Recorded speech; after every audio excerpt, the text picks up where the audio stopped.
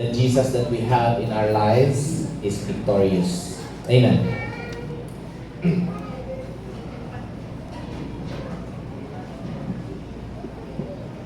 For 4 years here in NCF, we have not yet done any discipleship, any reaching out for the souls. Because we believe na ay ginahimo ang Ginoo nga wala pa gyud nato mag-grasp, pero nakita na namo 4 years ago, pero amo lang sang ampo sa Ginoo until we find it nga ready na, hinog na, mo lang gi-studyhan na mo, and until nga na-find out na mo nga tinuod jud ready na. Sa NCF, kung makita ninyo, na ay nahitabo nga changes. Like for example, ang basketball nahimo ng pickleball. It's not that we earn, dili lang kayo naka-earn taog amount para makatabang sa ministry. Naka-earn pag yung tag souls.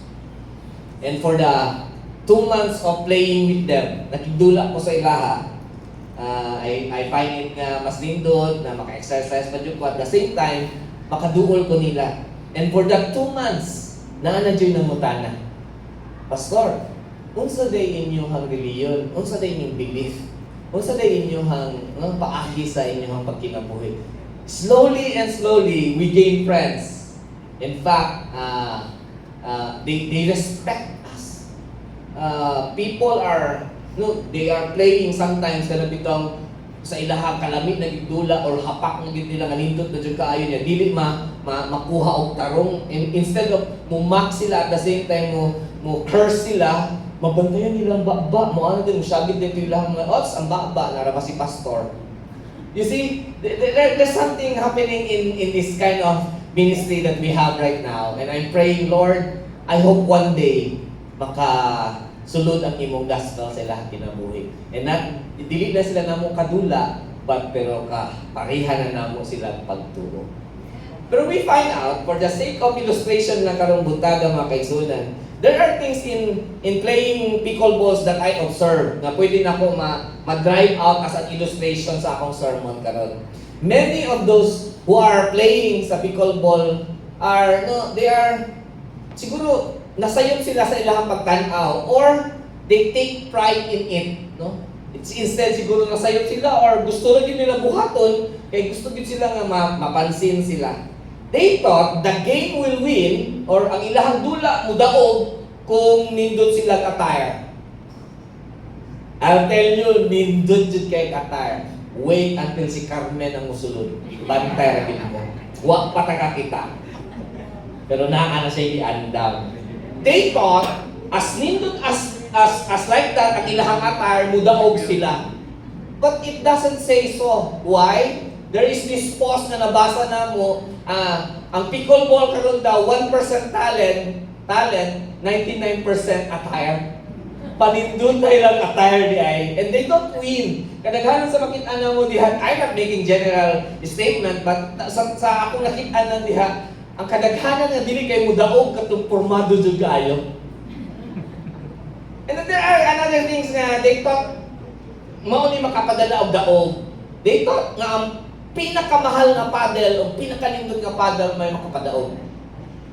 But they are wrong, or we are wrong, because it's not the paddle, it's not the attire. Ang talent yun sa mandula ay it's the source. It's the one who paddles the ball ang makadaog. Katod yung expert ang makadaog. Dili siya sa paddle. You know what? I find it so good for an illustration to look up into Ephesians chapter 2, because this is the verse that we are talking about, and gusto na ito masabtan dyan kaayo. And I found out na all this sayop nga pagtuo, makit-ansad na to sa Christian life. We thought nga kalimutan nga mao ni nakapahimo sa kuha, or kani nga idea or faith mao ni makapalig-on sa kuha. But somehow in Ephesians chapter 2 it doesn't say so. If you would like to read it again with me, it says there, For it is by grace that you have been saved. It is by grace. Through faith, and this is not from yourselves, it is the gift of God. Not by works, so that no one can boast. We have already talked about grace. God has given us grace because we are saved because God gave us grace. We are not saved because we have faith. Again, ako ning balikon og si Bono nako. Wala ka naluwas or walay grasya dili tungod kay naa kay pagtuo. Naa nay grasya, naa nay kaluwasan ni tuo lang ka. Laruhon na ko mga kaigsunan. Baka mahimo tang sayop sa ang atong pagtuo. Abi na to ang padal ang makapadaog sa tuwa. Abi na to ang pagtuo ang makapadaog sa tuwa. Daog na tadaan. We are more than conquerors. Nakanituo lang na. No, to deepen it, allow me to explain to you why is faith is not the source of our salvation. So, atong tan-awon sa Bible o atong tan-awon sa nakamatuoran may tungod sa pagtuo karon, human naman ka sa grasya, tan-awon na pud nato ang pagtuo. Daghan kaayong mga Kristohanon nga nagtuo nga ang pagtuo gyud mo'y pinaka-source sa salvation, but it's not faith. Brothers, I entitled this sermon, Faith is not the source of salvation, but faith receives what grace provides. Again, ang pagtuo mao la siya channel sa grasya nga gihatag sa Ginoo sa tuwa. To explain this furthermore, let me tell you this morning, faith or your faith adds nothing to grace. Balik ko na ko. Your faith or my faith does not add anything to grace. Naa na ang grasya bisag wa tay mong pagtuo or naa man imong pagtuo, naa na ang kaluoy sa Ginoo. Let me explain. Faith is not a contribution to salvation. It does not improve, complete, or strengthen God's provision. It simply receives what God has already accomplished. The Lord has already died on the cross 2,000 years ago. The grace is given to us, and faith doesn't add anything to it. Wala siya gidugang. Receiver lang yun ang faith. To deeper our understanding, I took a picture to explain to you. Let's say nga ang kaning boat, ang lifeboat, is God's grace. Ikaw ni. So, think about nga ikaw tong tao nga nalumos ka, hapit ka malumos, you are in the middle of the ocean, init kaayo, parat ang tubig, ang nakapoy na imong langoy, kasurrendero na jud ka, padung na jud ka malumos. And then the lifeboat came, niabot ang lifeboat, and look at it as grace, no, grasya sa Ginoo, ang kaluoy sa Ginoo. And ang grasya sa Ginoo niingon, let me help you. Let me pull you out from the water. I suggest na kinahanglan mo salud ka dinhi sa ako ang boat of life, kay diri na ay kaluwasan, diri na ay kapahulayan. Let's say ang boat, ang grasya, ang kapahulayan o ang kaluoy sa Ginoo o ikaw ni. And you know what? Kadaghanan sa mga gikapoy na musaka sa boat, right? Kaya naman kay gikapoy sila para maluwas sila. Bisag di ka musaka, may kag dili ko. Bahala ka diha, di ko musaka sa imong lifeboat. Dili mawala ang pagka-lifeboat. Do you follow me? Do you understand? Dili mawala ang grasya sa Ginoo, dili ma-fade ang kaluoy sa Ginoo, dili mapapas ang salvation sa Ginoo whether you have faith or you have not. Because God's grace is there already provided. Without faith or with faith, naan ang grasya sa Ginoo. It's just, it doesn't add anything sa ato ang pagtuo. That's why it is correct and biblically correct. It is true to say faith adds nothing to grace. You may ask this question with me, why am I persuading you so much of the idea that we have done nothing for our salvation? Anong pangingusgan magyud mo, pastor, no? Pati ang faith wala din na. Murag kami may nalingkamot siguro sa among faith. kami masiguro ni-invest sa among faith, baliwala ra day na among faith. Nga nung gina-persuade man gyud mi nimo, nga wala jud mi nabuhat sa among salvation. It's because it is very clear in Ephesians chapter 2 verse 8, the goal, it was written because Paul wants us not to boast. Because gamay lang gani atong mahatag na part sa salvation. Gamay lang gani atong mahatag sa atong kaluwasan, makaingon jud ta, na jud ko'y nahimo. And you know what? Kung buhaton gani nato na kanang moingon jud ta, naa jud ko'y nahimo sa akong kaluwasan, you are opening a door para sa kaaway nga mosulod. And the moment nga i-open mo na imong kinabuhi sa pride, abi nimo dili pride, pero sudlan na sa kaaway, and he will going to use it and he will going to destroy you because you have just opened your lives to God. And boasting is the primary work of Satan. In what possible way my declaration of faith in God leads to pride? Pastor, kani ako pag-ingon nga nagtuo ko sa Ginoo, kani ako pag-declare nga nagtuo ko kang Jesus, pride dai ni, maboast dai nako ni. Paunsa in what many ways, Pastor? Tell me kung paunsa. And I have heard this, and I have experienced this, and I encountered a lot of Christians na amin ni nagdili pride, but you know what? It leads destruction sa church o sa ilang kinabuhi, even sa ilang family. Let me give you an example. Na yung mga tao nagtuo that the faith is the source of their salvation. That's why they say, God accepted me because I believe. Muna dili siya garbo, no? Muna siya facts. Yes, biblically true. Tungkol sa imong pagtuo na anak kay salvation karon. But it seems like dili na tumabantayan na gamay nga mo blink nga pride. Tungod magud kay accept na ako si Jesus. O nang tungod man sa akong pagtuo o nang i-accept ko sa Ginoo. Second, na ay wala ka bantay that says in their hearts, I was wise enough to choose Christ while others were not. Pwede po diya hinay-hinay makapanghinapo ka, na sila, naglisod sila sa kinabuhi, na sila wala sa salvation, kaya di sila wise. Ako, wise jud ko, nag-isunod jud na ako si Jesus. Sometimes, it's biblically, at the same time, it sounds holy, but it's opening a doorway for Satan to take over. And that is pride. And lastly, many of us haven't noticed this, but we say, my faith is what makes me worthy. Kadaghanan sa mga Kristohanon, na ni-fall sa ilang rise, it's because they have opened their lives for the enemy to take over.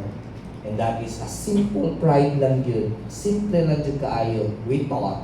Pero mao jud kay nakapahatag sa problema. Again, James says in chapter 4 verse 6, but He gives us more grace. That is why Scripture says, God opposes the proud, but gives grace to the humble. Our goal is this.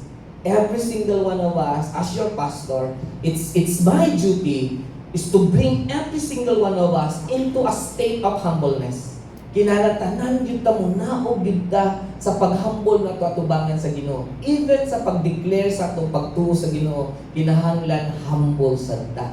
You see, He opposes the proud. He doesn't work with the proud Christian. He doesn't deal with them. God wants a humble one. He gave them grace, a lot of grace, a lot of goodness. Ginatabangan sa Ginoo ang tanang mga humble. Magsugod ta sa atong salvation.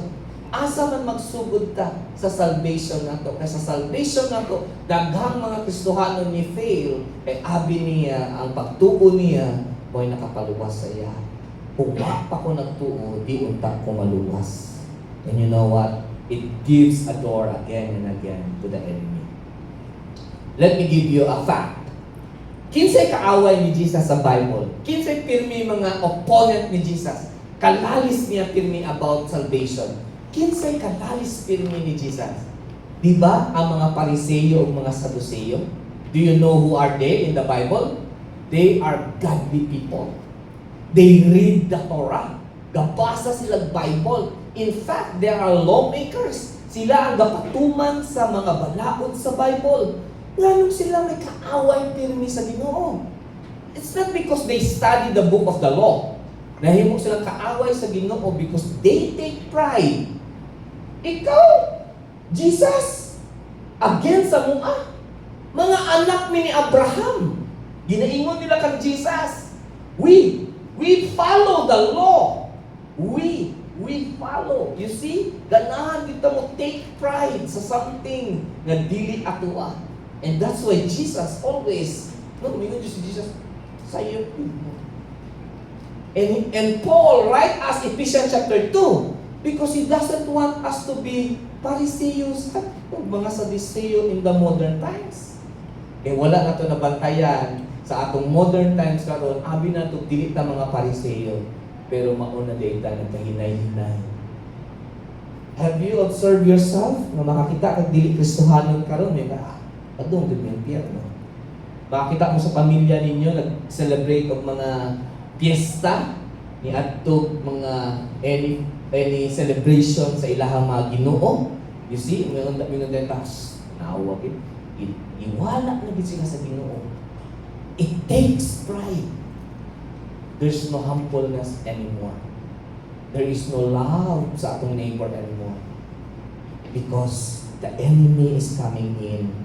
Wala na hinotong, Lord, unta, ministeryo sa ka sa ilaha. Lord, ang akong pamilya, grabe na gid kayo silang pagsimba sa dili Ginoo. Have you observed yourself na wala na kayo pakialam sa mga unbelievers karon? It's just like, luwas na bitaw ko, bahala na sila. That's what the enemy is doing to every believer. Go ahead lang. Ayaw nalingian yung mga unbelievers. Practical application to all the things that we have learned this morning. Why it is very true to say, your faith doesn't add anything to God's grace. Paunsa man ako, Lord, sorry kaayo, or I repent this morning if I'm becoming so prideful, what will I do? Paul is very clear in Romans chapter 12 verse 1. Instead of bragging that you have faith in Christ, that you have faith, your faith leads you to salvation, rather you say, Paul says, therefore I urge you brothers, in view of God's mercy, tungod sa kaluoy sa Ginoo, wala siya may manghinampog ka, but rather to offer your bodies as living sacrifices, holy and pleasing to God. This is your spiritual act of worship. Offer your bodies as living sacrifices. In other words, you always say this to yourselves or say this to your family. Lord, you have saved me and given me rest. I now place myself in your hands. Here I am. Take me and do with me whatever you pleases. This is the kind of humbleness where God is looking for His believers.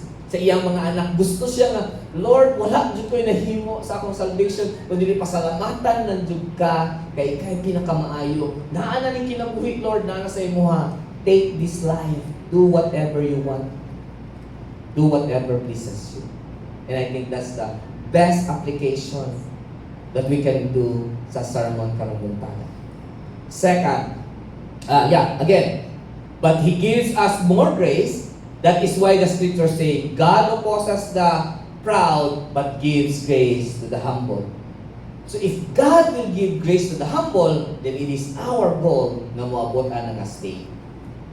Secondly, brothers and sisters in Christ, it's not just faith doesn't add anything to your salvation, but to understand faith is this: grace is the source, faith is the means. Look at me, dalawang akong paddle diri kay pag kumudala ko paddle yung hinambog na sa ko, mahal ra akong paddle, so mawala ang humbleness. So wala lang ako nagdala. Look at me, handling a paddle. Ako, ang paddle ang means para mulupad ang bola. Right? Kung dili, wala ko'y paddle, dili mulupad ang bola.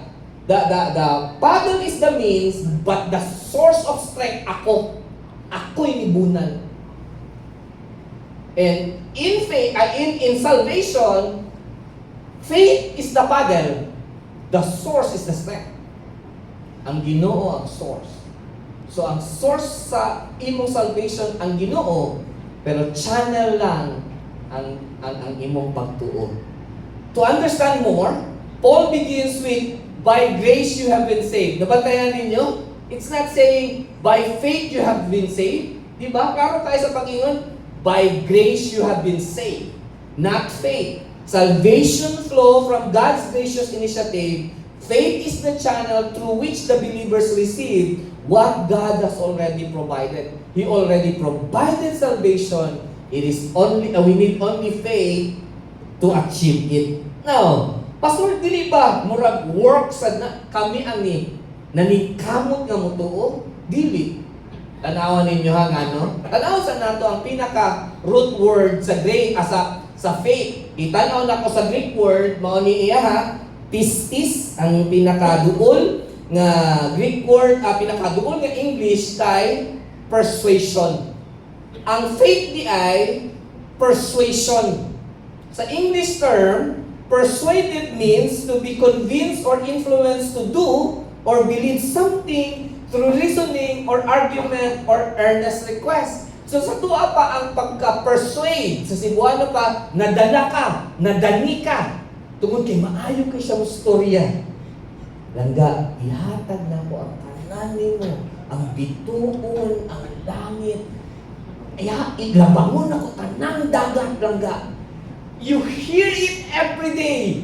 You experience it every day with the man that says it. And you are persuaded. Na in love ka. Amihan na yung mga saad eh. Ihatag daw ta ng bituon. Ihatag ta ng bulan. Pagkaminyo, ako kay bulan nila. Ibrigo, bituon. You are persuaded not because naningkamot ka, you are persuaded because you heard it. And that's why the Bible is very clear. It says, so faith comes from hearing. Faith doesn't come from our effort. Faith comes from hearing. Niabot ang pagtuo, tungod kay nakadungog ka. And that hearing is the good news about Christ. Pagka nindot sa balita, nindot kayo balita ni Kristo, and I fall in love to the message. And that's why, brothers and sisters Christ, every time you hear the sweet, sweet word of God, the more you are persuaded. Pag ingon niya, ayaw ka balaka sa kalimutan, kay pag-abot dito sa gingarian, ako papaso ni mong hilak, wala na'y gutom dito, wala na'y problema dito. I promise you, I will build a room for you so big that you will enjoy heavens. And you say, wow, ninduta sa heaven. Jesus Christ died on the cross. Wala kay gihatag bisag usa. Dili ikaw ang gibunalan, dili ikaw ang gidunggab, dili ikaw ang gilansang. And yet, if you will put your faith in Him, you will be saved. Di ba lami paminawon? The more we listen to it, the more na maminaw taana, we are persuaded. And the best illustration for this is, do you play Go? No. Ano sa din siya? Lego.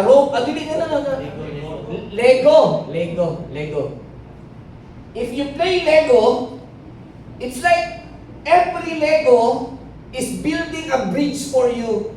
Every hearing, every time you hear the Word of God, it creates bridge. Every Lego, handog i-connect ka sa Ginoo, and you found faith in God. Every Word of God creates a Lego of bridge. Para pag abot na gid sa tanan ni abot na gid yung pagtuo, ay nasabta na gid yung tanan, it merges. Pag merge na sa Word of God, iyong ka sakto gid ang pulong sa Ginoo. And now I am persuaded. And now I have faith. But faith doesn't come from you. It comes from listening to the Word of God. Every time maminaw ka sa pulong sa Ginoo, magka-persuade ka. So the Bible is very clear. Kung baby pa ka nga Christian, dili ka dapat mo ingon nga, di ako simba. Pwede klaro ang sigig sermon diha, kakara na yung English. Or wala lami, yung sermon na seryoso na dyan kaayo, manghulat na lang ko, ka ng maayo nga speaker. Please, I know, there are many times that I have failed to give you a good sermon. But you know what? Sa akong huna-huna lang na siya nga na-failed ko sa paghatag og maayong sermon. But every time you read the verse of the Lord, every word of the Lord that you have heard, it creates a bridge para sa inyong pagtuo sa Ginoo. And that's why it says, as newborn babes, mga bata, desires sincere milk of the word that you may grow thereby. Ingon siya, mga baby daw kinahanglan nag-milk para mo tambok o mudako. Sa Kristohanong kinabuhi daw ang milk daw nato para mo grow ta ang every word sa Ginoo. So dili sayang ang imong sakripisyo sa pag-anhi og simba, pagpaminaw sa pulong sa Ginoo because you grow every Sunday. Amen. Tell your seatmate, dako na ba ka? Dako ba ka? Kumusta ang growth? Di man good milk nga mahalon pastor ang madungog katuman ng milk gikan sa to itong mga bata patang gihatag sa elementary skim milk pwede pa taas-taasa o brand ang milk pastor. Brothers and sisters in Christ, go ahead, read your Bible, listen to any sermon. I give you the opportunity. Di ko pwede mo nga maminaw lang mo sa kuha. Go and listen to a lot of words of the Lord because it will give you strength at the same time. It will lead you to growth. Practical application to understand more of this is this. Do not allow the troubles, distractions, and temptation of this world to keep you from hearing God's word. Ayaw niya na kumaminaw, ayaw niya na kumusimba. Di na sa kumusimba karong Sunday, kay Miss Universe karon. And you know what? You have just failed another word of the Lord. Dahil sa kumusimba karon, taligsik man. Ay, gigapot yun akong lawas, sunod na lang Domingo. Now, I'm not forcing you to go to church, but I'm just telling you what's the truth. Because every sermon builds a Lego for your faith. Every sermon connects you with the Lord. So please, do not allow the troubles, any distraction. Bahala kung saan mahitabo. I'll go and listen to the word of the Lord. You know what? Many Christians today, because they found themselves na wala may problema, okay ra man karang bulana, walay trials, walay nagsakit, trabaho okay ra, income sa palay-malay okay ra, wala man may mag-away sa among pamilya, okay ra man kayo. It means gibless ko sa Ginoo. I have everything. I have the food, I have the house, I have cell phones, we have internet. It seems like wala ko gi-curse sa Ginoo. Okay ra, balag sa akong simba, okay ra man ako kinabuhi karon. It means love gyapon ko sa Ginoo. Don't be swayed. Ayaw lang sige jud tan-aw ana mga kaigsunan. Basig di blind lang ta. Because the enemy doesn't offer trials. The enemy doesn't hurt you. He doesn't offer any pain. He wants all good. When he find Jesus in pain, trouble si Jesus, gutom na kayo siya. Kaya 40 days, 40 nights siya nag-fasting. Ingon dahil ang enemy. Jesus, if you are the Son of God, turn this stone into bread. Di ba? Lami ang bread kay gutom ko. It's flesh man. Di dyan mo patinta si Jesus. Siya, come here. If you will bow down to me, I will give you all the riches of the world. That's the temptation. And I'm not saying, or I'm not putting guilt in your heart, na kung di mo simba, na pareho na mo ni Jesus, na-tempt na mo. But do not allow every step of the enemy to take over you. Kaya basig mumata na lang ka, na di na dyan kaganahag church. So do not allow any step from the enemy or any temptation, because indeed it will lead you. Okay, Rani. Bahalag wala yung fellowship. Bahalag wala yung word sa Ginoo. Okay pa man ko. Wala may problema. But that's the major way of the enemy to lead us away from God. Lastly, it's that bear in mind that faith doesn't add anything to the salvation. Bear in mind, faith is not the source, but it is the way, the channel of God's salvation or grace. And lastly, this is what I really believe in, and I really work this throughout my faith in the Lord. I believe that faith renounces self-reliance. Mawala ang imong pagsalig sa imong kagalingon. Ang imong pagtuo, pagbutang nimo kang Kristo, mawala ang imong pagsalig sa imong kagalingon kay ang tanang pagsalig naa na kang Kristo. And it says here, to believe is to abandon confidence in personal merit, works, morality, or religious achievements. Faith says, what I cannot provide, God has provided. And I think that's the humblest thing that we can do, saying, Lord, we can do nothing without you. And it moves, it drives away, it set aside all our pagkahampugiro sa sunod nato if we will put our faith in Christ. Like what happened to Paul. Hoy, I'll tell you, kung basahon nimo ang Corinthians kang Paul, makapanghinambog yun si Paul. Why? Let's start with the inheritance ni Paul. Kabalo ba mo, kinsay lineage ang gidaganan ni Paul? Naa sa 12 tribes. Meaning, tak-ak sila ranggo sa komunidad. Basta naa sila within the 12 tribes. Dili lang si Pablo, dili lang ordinary nga tao, he is a Pharisee. Meaning, sa modern times na to, pwedeng judge siya or lawyer siya. Dako iyang ranggo, makapanghinambog yun siya. Nagtrabaho pag yun siya sa church. Lawmaker siya sa church. He is a Pharisee. Ang tanang mga tao nagsalot sa iyaha. In other word, pwedeng pastor siya sa laing simbahan atong panahon na. And dili sa simbahan ni Kristo. And when he met Christ, this is what Paul have said. What is more?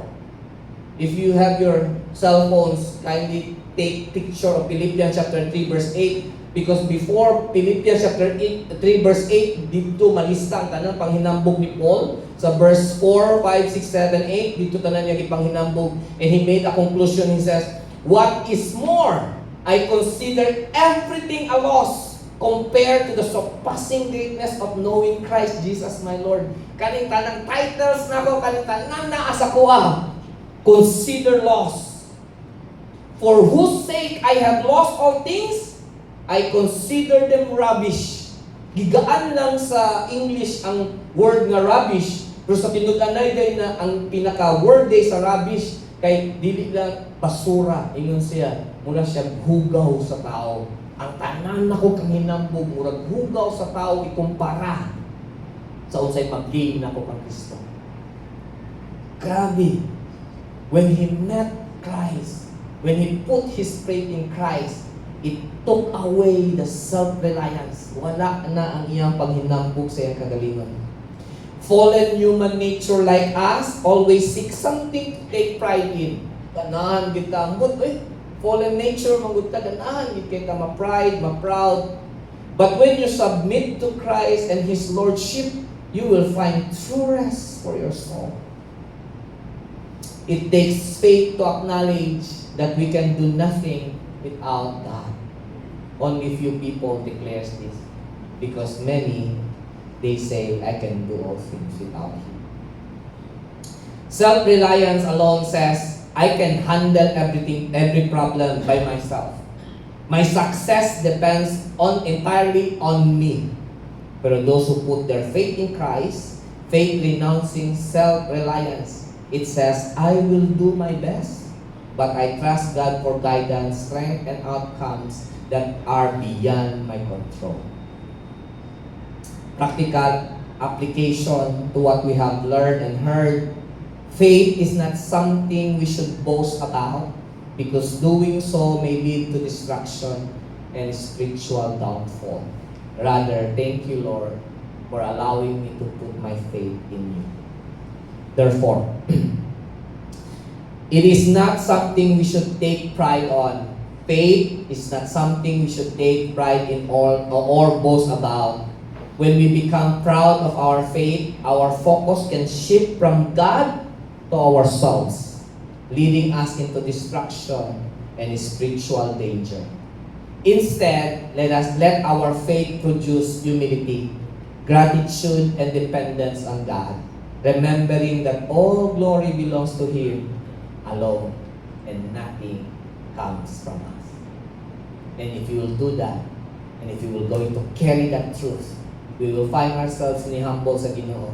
And it says, God opposes the pride or the boastful, but He gives grace and love and provisions and kindness to the humble. It is my desire that we will go in one way, and that path and that way is for humbleness. Let us pray. Heavenly Father, this morning, may I ask of you to kindly take away the door, Lord, that was open for the enemy. If many of us, Lord, have opened that door, Lord, where the enemy are now working in Jesus' name I pray, with your mighty hand and with your mighty power, drive all the pride in us, Lord. Take away the pride in us, Lord, and bring humbleness. Because indeed, we can do nothing without you. In salvation, it's all about you, Lord. It's your word, in fact, persuaded us to put our faith in you. Father, teach us to put our faith in you so that our self-reliance, Lord, mawala na sa mga. And that we will meet your grace. We will experience your abundant grace. And that your blessing and provision, Lord, will channel through our faith. And that we will indeed experience what you have promised in John chapter 10, verse 10. The enemy came to kill, destroy, and steal, but you came to give us abundant life. And if abundant life, Lord, if humbleness is the key to the abundant life, Lord, then teach us, lead us, Lord, because we believe in your word. This I pray in Jesus' name. Amen. Thank you, Pastor. Let us be reminded, let our faith produce humility, gratitude, and dependence on God, remembering that all glory belongs to Him alone. And in response, let us sing this song.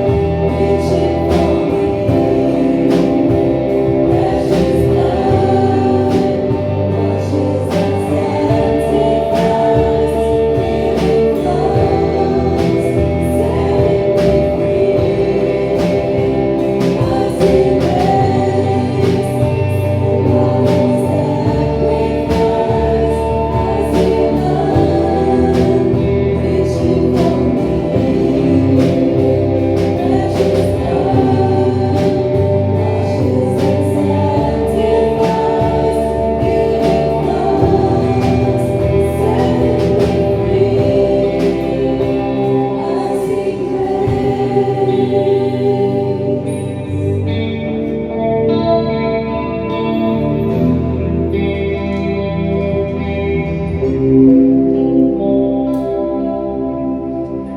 thank you because we haven't seen ourselves, but we see your grace. This morning, Father, I pray, release us with your glory, your joy, your love, and your mercy. And as you bestow all these things to us, Lord, may our brothers and sisters in Christ, Lord, will experience your protection. May all our husbands who work hard, Lord, that they may bring some food sa family. I pray, Father, take care of them.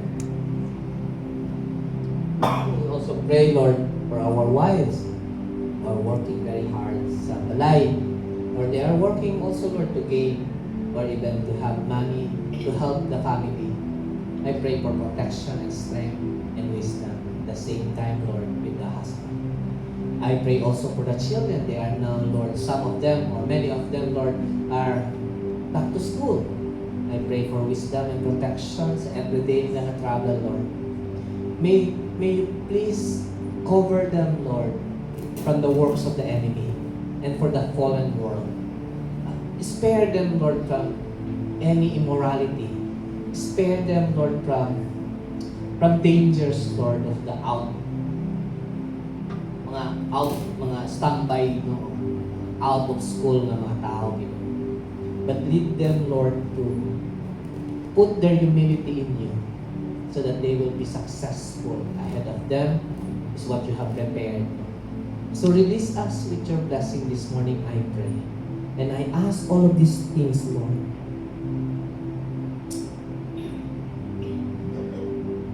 I pray and I ask this to whom who is able to keep us from falling away and will bring us with great joy into His glorious presence without a single fault.